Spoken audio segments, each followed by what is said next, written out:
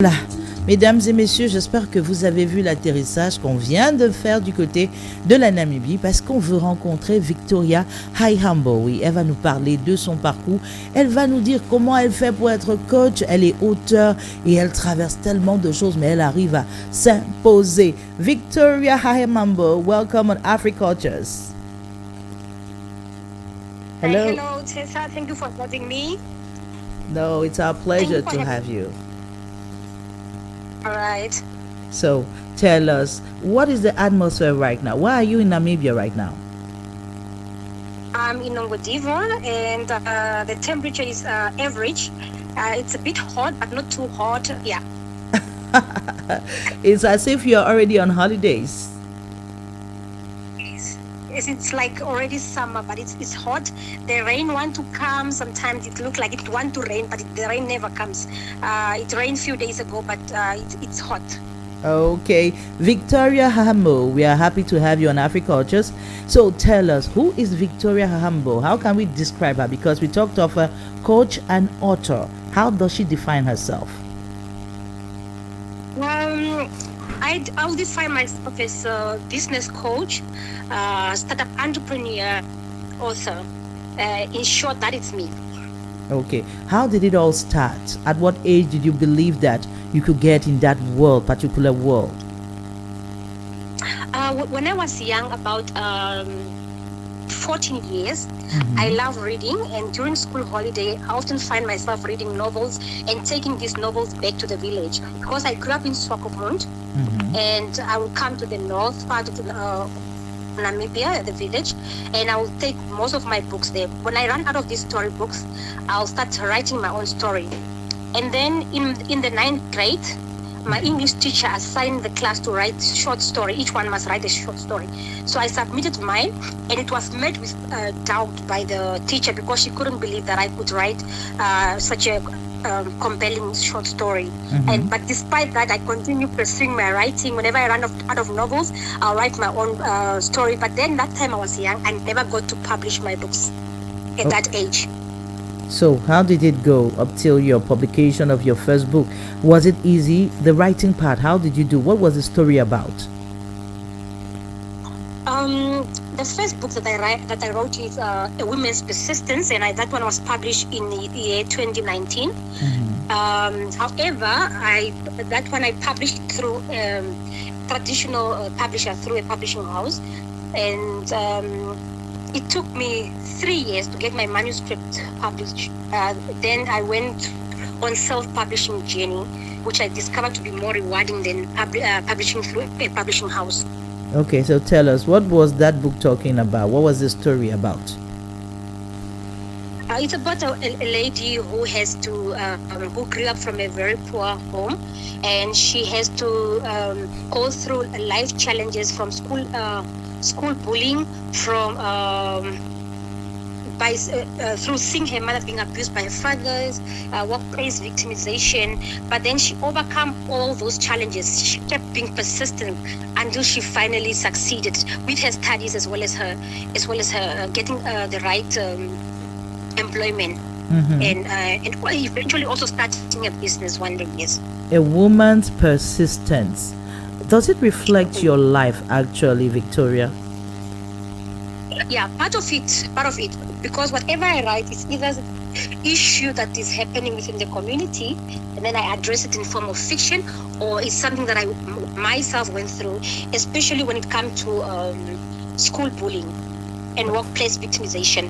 But I was actually fortunate enough to grow up in a loving home. Both my parents were good, but then the part of the bullying and the part of the workplace victimization, I have to live it myself as well. Okay. So we have the book here, The Journey to and from Her Wealth. What was it talking about? What's it talking about? The Journey to from Wealth talk about a family of Master Nakale who have built their business empire from scratch.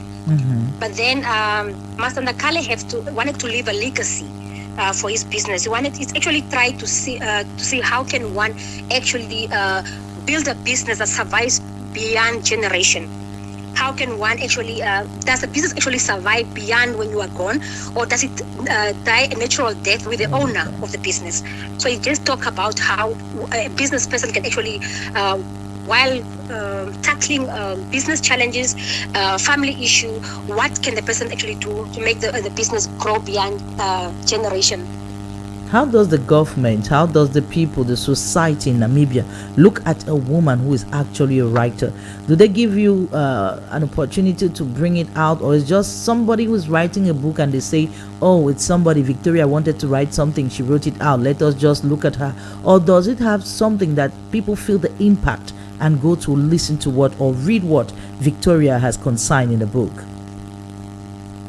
Yeah, I will say the market specifically is responding well to my work as an author, because especially the media, they come forth with every book that I publish. I actually get a call from NBC, Namibia Broadcasting Corporation. They want to know more about the book, and in that way, I'm getting more people to come attend my book launches.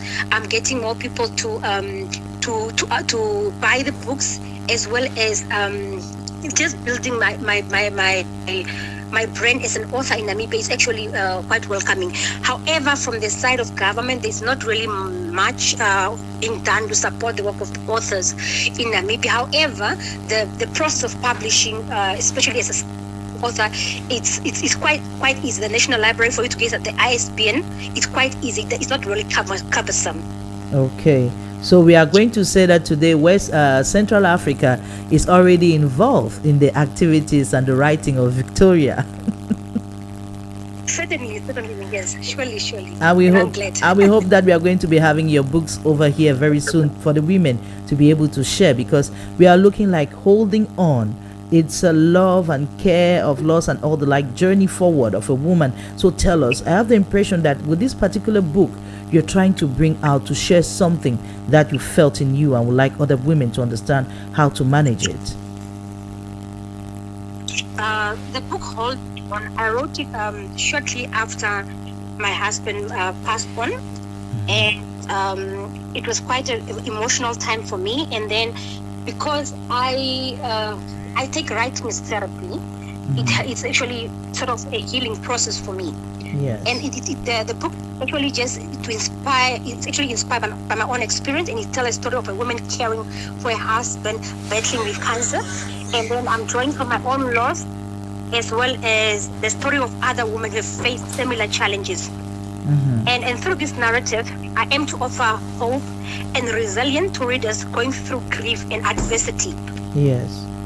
So being author, we are also talking about coach. What is coaching for you? What exactly do you do as coach? I train women on how to pitch for funding, on business management skills, marketing skills, etc. Wow. What I do is I either train them in person or online, where I take them through the whole their business from ideation until they actually start operating. Okay. Yes. So tell us, when they look today at the woman you are, from your first book to those you're writing today, can we say that your books were the good therapy for you to be the beautiful woman we are seeing today, the woman who is able to live back in Africa and believing that good things can happen? How do you evaluate yourself? I would say I come a long way. From my very first book, when I started out, I was like doubting myself, will this book sell? But then I was surprised that the market respond well to author. People love books. People love reading. And I'm actually surprised when people started ordering my books. And not now, from the time I started writing my own books, I'm now with my 5th book. And not only that, I'm also helping other self-publishing authors, actually first-time authors, self-publish their books by helping them to edit their book, by helping them through the whole process of publishing. So I would say I've come a long way. In addition to that, I've also launched a website where I allow African authors to list their books, so that the African literature can not only be accessible to Africa, but also to the global market. Okay. Addition to that, also before my husband passed on early January, I've just opened a bookshop where I've plenty of Namibian author books at Oslo. Okay. So I would say I've come a long way, really. Yes, as editor, tell us, was it easy? How did you get the funding to be able to edit your books or even go to help others today? When I started off, I actually used my saving because I also work as a full-time employee and then run my business part-time. I've actually deputed all my saving from the what I saved for over 10 years. I use that to build my website. I use that to open to pay my rent for my business. I use that to pay for the editor and then to print out my book. So I actually did not get any funding per se for the writing part. However, I got a seed funding for the website part from Impacted because I'm also an ambassador of Impacted in Namibia. So I got an opportunity to get a seed grant, but that came already after I've done already much of the gained a lot of traction for my business. So I'll say bootstrapping is what I'm doing right now, and I've been doing it since the beginning of my journey as an entrepreneur and author. How do you look the world of books faced by African women today? You're an African lady. We know all that. When you talk, sometimes it's like a taboo you're bringing to the society.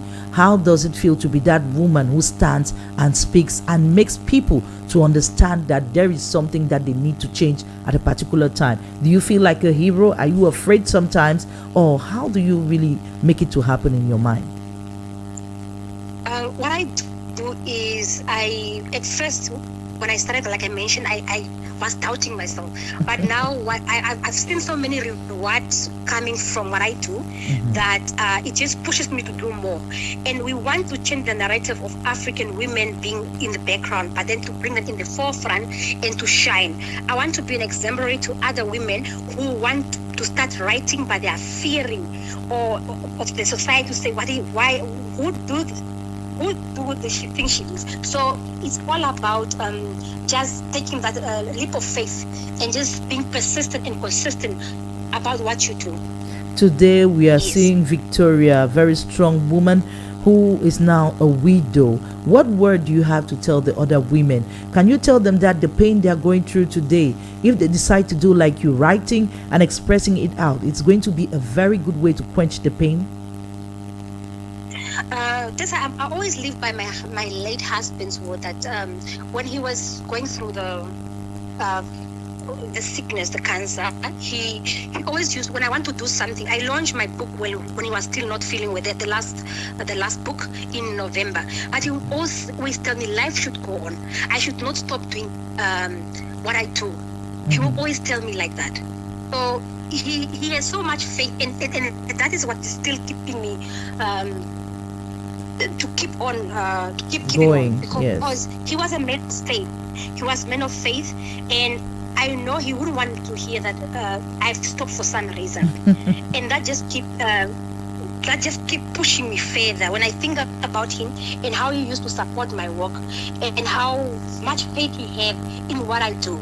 So I also have that hope that one day I will feel better. Even though I will not forget, I'll feel better. And doing what I do, I don't want to be a victim of what I'm going through, but I want to be somebody who have helped somebody who is going through the same situation as I. And another widow can look at me and say, if Victoria have made it through that, despite all what she has gone through, I can also do that. So I don't want this situation to make me a victim. I want to emerge victorious, like my name Victoria, and also be an example to another widow. Yes. So tell us today, if there's a message to the African woman, what are you going to tell the African woman today who is living on this continent, which is sometimes described like one of the worst places to be? You, as a woman living in Africa, how would you talk to that African woman who has lost hope and who believes that maybe it's when she's going to leave Africa that she's going to feel better? What do you tell her as message? I just want to say, African women, you have so much courage in you. You have so much potential in you. you can do the impossible. It's all about believing in yourself and not waiting for other people to believe in you.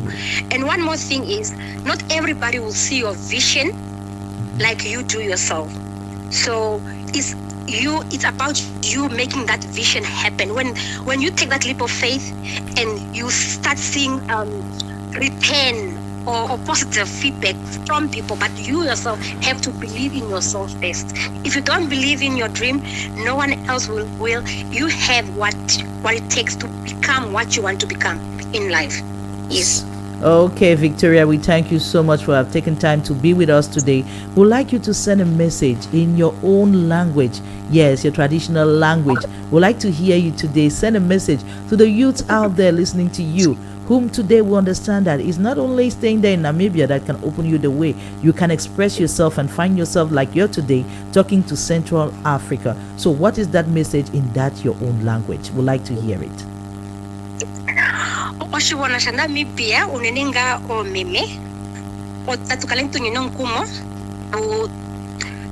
ulandulo onjoti limomiti madetu na tulongo no mafa opotukal tuningo shilongo hetu shikomesho shakunuka dimo shilongo ya Namibia otune ngono otune ndunge dihapu na tuyeni komesho nde hatuhambule po shilongo shetu.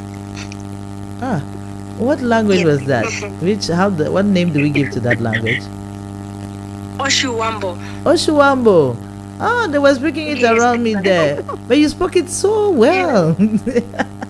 Thank you, Tessa. Thank you. Okay, thank you, Victoria Haihambo. We are happy to have you, and I really feel happy to be with you today because with all what you went through, when they are just seeing you, they are seeing how you're working, how you're moving, they feel that you're keeping that flame, and that is what we want every woman to have today, and that's why you were our guest for this edition, and we thank you again for the time you gave to be here with us today. Thank you, Tessa. I hope one day I will get to visit Cameroon and bring along my books and inspire other women to write as well. We are going to do so. Don't worry. It's very soon. Thank you, Victoria Haihambo. Take care. Thank you. Likewise, thank you, Tessa. Bye. Bye-bye.